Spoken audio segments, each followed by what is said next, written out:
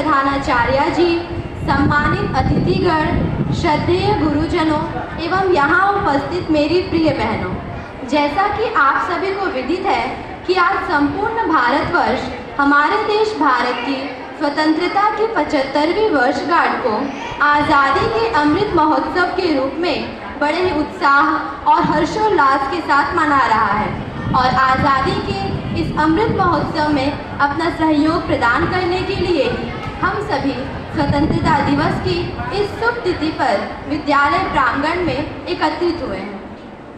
हमारी स्वतंत्रता के इस महान यज्ञ में अनेक महापुरुषों का योगदान रहा है, जिन्होंने भारतीयों को स्वतंत्रता आंदोलन के प्रति प्रेरित किया और आज़ादी के लिए कठिन संघर्ष किया।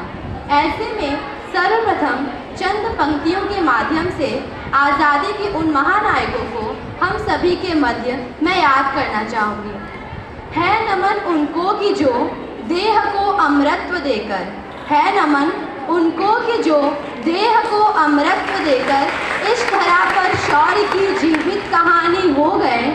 है नमन उनको कि जिनके सामने बौना हिमालय, है नमन उनको कि जिनके सामने बौना हिमालय जो धरा पर गिर पड़े और आसमानी हो गए। वास्तव में हमारी स्वतंत्रता का प्रत्येक क्षण आज़ादी के उन महानायकों के कठिन संघर्ष का ही परिणाम है, जिन्होंने अपने जीवन का हर पल भारत को एक स्वतंत्र राष्ट्र बनाने के लिए न्योछावर कर दिया। आज़ादी के इस संघर्ष में महात्मा गांधी, सुभाष चंद्र बोस, खुदीराम बोस, पंडित जवाहरलाल नेहरू आदि असंख्य महापुरुषों ने अपना महत्वपूर्ण योगदान दिया और भारत की आज़ादी को संभव बनाया। अंग्रेजों के अन्यायपूर्ण शासन के खिलाफ भारत में सर्वप्रथम 1857 ईस्वी में स्वतंत्रता का पहला आंदोलन प्रारंभ किया गया, जिसकी सफलता के लिए हजारों भारतीयों ने अपने प्राणों का बलिदान दे दिया। आज़ादी के इन महानायकों के संघर्ष के संबंध में मैं कुछ पंक्तियां कहना चाहूँगी। लड़े जंग वीरों की तरह, लड़े जंग वीरों की तरह, जब खून खौल फौलाद हुआ, मरते दम तक डटे रहें, मरते दम तक डटे रहें, तभी तो देश आज़ाद हुआ। 15 अगस्त 1947 की स्वर्णिम तिथि पर भारत को अंग्रेजों की 200 वर्षों की गुलामी से आज़ादी मिली और लाल किले पर पहली बार आज़ाद भारत का तिरंगा झंडा लहराया गया।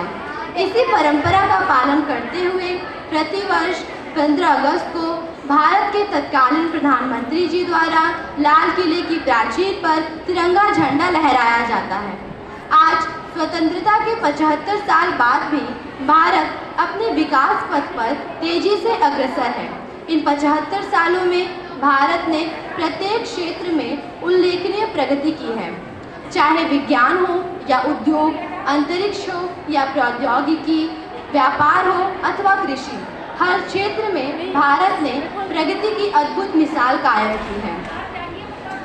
आज दुनिया भारत की विदेश नीति और घरेलू नीति का लोहा मानती है और सभी प्रमुख मामलों पर भारत की ओर उम्मीद भरी नज़रों से देखती है।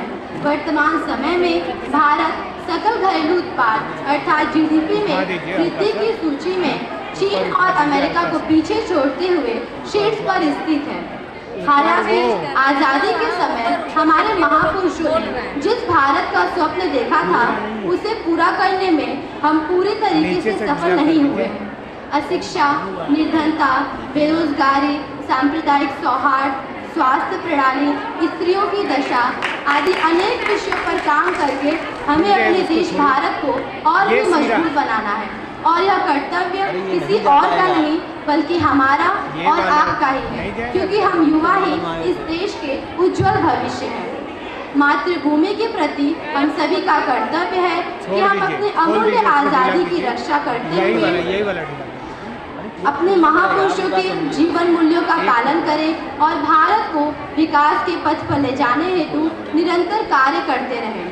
किंतु इस बार हमें अपने देश भारत को इस प्रकार समृद्ध और दृढ़ बनाना है कि दुनिया भारत को सोने की चिड़िया नहीं बल्कि सोने का शेर कहे। वह शेर जिसे गुलाम बनाने के बारे में कोई भी देश सोच भी ना सके। अंत में चंद पंक्तियों के साथ मैं अपने वाणी को विराम देना चाहूँगी। आज़ादी की कभी शाम नहीं होने देंगे, आज़ादी की कभी शाम नहीं होने देंगे, शहीदों की कुर्बानी बदनाम नहीं होने देंगे। बची हो जो एक बूंद भी गरम लहू की, बची हो जो एक बूंद भी गरम लहू की, तब तक भारत माता का आंचल नीलाम नहीं होने देंगे। जय हिंद, जय भारत।